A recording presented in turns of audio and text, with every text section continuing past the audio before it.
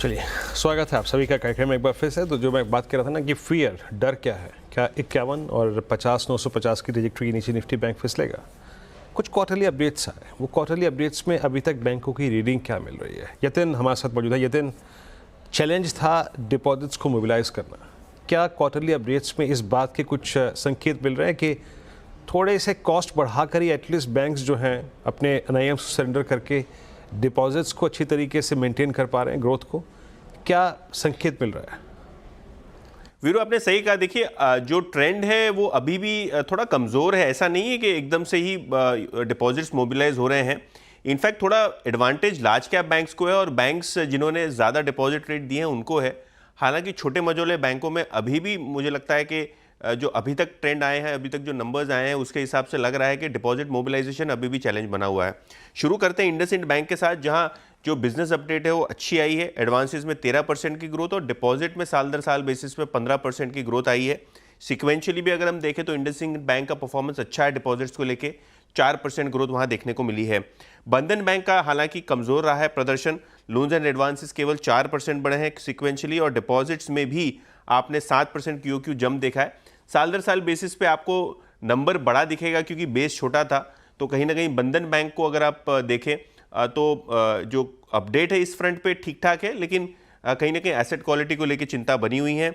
अगर हम federal bank की बात करें तो लगभग एक 20% का जंप एडवांसेस में देखने को मिल रहा है। हालांकि एडवांसेस में जो जंप दिख रहा है उसके सामने डिपॉजिट मोबिलाइजेशन इतना नहीं हुआ है। 16% का ग्रोथ आपने देखा है यहाँ। IDB बैंक का डिपॉजिट ग्रोथ लगभग 11% है। हालांकि जो ओवरऑल ट्रेंड है एडवांसेस का वो थोड़ा कमजोर दिखाई पड़ रहा है दूसरे PSU बैंक्स के मुकाबले। AU बैंक का प्रदर्शन अच्छा रहा है। टोटल डिपॉजिट सिक्वेंशियली 12% बढ़े हैं, एडवांसेस भी सिक्वेंशियली 6% बढ़े हैं, तो अच्छा प्रदर्शन माना जाएगा। JNK बैंक एडवांसेस ग्रोथ केवल 2% है और डिपॉजिट ग्रोथ केवल 9% है, तो कहीं ना कहीं यहाँ थोड़ा बहुत स्ट्रगल देखने को मिल रहा है।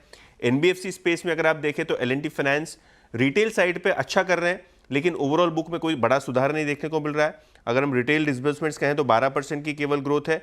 और उज्जीवन स्मॉल फाइनेंस बैंक की बात करें वीरू, तो डिसबर्सल्स जो है 6.5% नीचे हैं और ग्रॉस NPAs यानी जो एसेट क्वालिटी है यहाँ भी थोड़ी बहुत वीकनेस देखने को मिल रही है।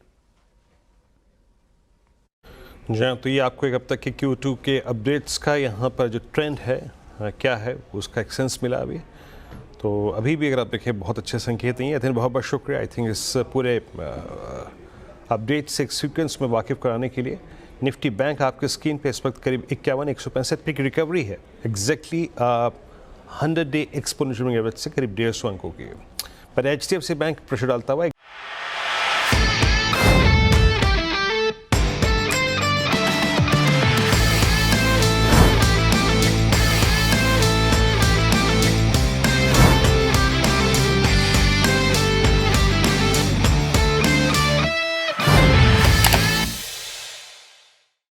बता दें कि मनी कंट्रोल पर दिए गए विचार एक्सपर्ट्स के अपने निजी विचार होते हैं।